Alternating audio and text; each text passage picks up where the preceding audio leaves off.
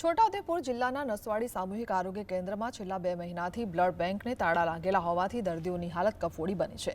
Blood બેંકના renewal માટેની દરખાસ્ત ગાંધીનગર મોકલવામાં આવી હોવા છતાં મંજૂરી ન મળતા અહીં લોહીનો સંગ્રહ કે ઉપયોગ થઈ શકતો નથી।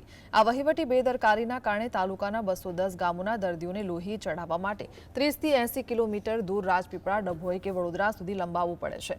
ખાસ કરીને પ્રસૂતિ માટે આવતી મહિલાઓએ લોહીની જરૂરિયાત સમયે અન્યત્ર રિફર કરવી પડે છે, જેનાથી પરિવારજનો ભારે મુશ્કેલી ભોગવી રહ્યા છે। છેવાડાના માનવીના વિકાસની વાતો કરતી સરકારના અધિકારીઓ સમયસર મંજૂરી મેળવવામાં નિષ્ફળ રહેતા સ્થાનિક લોકોમાં ભારે રોષ જોવા મળી રહ્યો છે। આમ સમયસર સારવારના અભાવે ગરીબ દર્દીઓ હાલાકીનો સામનો કરી રહ્યા છે।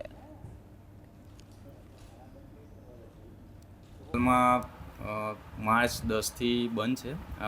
લાયસન્સ પૂરું થઈ ગયું છે, એના કારણે હાલમાં બ્લડ સ્ટોરેજનું કાર્ય બંધ રાખ્યું છે। એની દરખાસ્ત કરવામાં આવેલ છે ગાંધીનગર ખાતે, ત્યાંથી અપ્રુવલ આવે તો કાર્યરત થઈ જશે।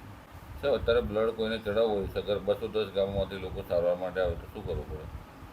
હા, એમને નજીકના હોસ્પિટલમાં પછી રિફર કરવા પડે છે। કેટલા કિલોમીટર જવું પડે? એમાં 40 કિલોમીટરના અંદાજ હોય છે। છોટાઉદેપુર જિલ્લાનો નસવાડી તાલુકો આદિવાસી તાલુકો છે। આદિવાસી તાલુકામાં આરોગ્યની સુવિધાઓ દિન પ્રતિદિન કથળી રહી છે। આ નસવાડી સામૂહિક આરોગ્ય કેન્દ્ર છે। નસવાડી સામૂહિક આરોગ્ય કેન્દ્રમાં બ્લડ બેંકની સુવિધા જે હતી તે માર્ચ મહિનાથી બંધ થઈ ગઈ છે। માર્ચ મહિનામાં તેની રિન્યુઅલની તારીખ હતી, તે રિન્યુઅલની તારીખ રિન્યૂ કરાવવામાં અધિકારીઓ કાળજી ના લીધી। હાલ નસવાડી ખાતે કોઈ બીમાર દર્દીને બ્લડ ચડાવવું હોય તો તેને બોડેલી અથવા તો છોટાઉદેપુર અથવા તો વડોદરા ખાતે મોકલવું પડે છે।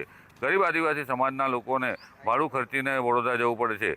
નસવાડી ખાતે બ્લડ બેંક સ્ટોરેજ માટેની સુવિધા છે, પરંતુ અધિકારીઓએ તેની કાળજી ના લીધી અને જેના કારણે તેને તાળા વાગી ગયા છે। રફીક ધણીવાલા, GSTV, છોટાઉદેપુર।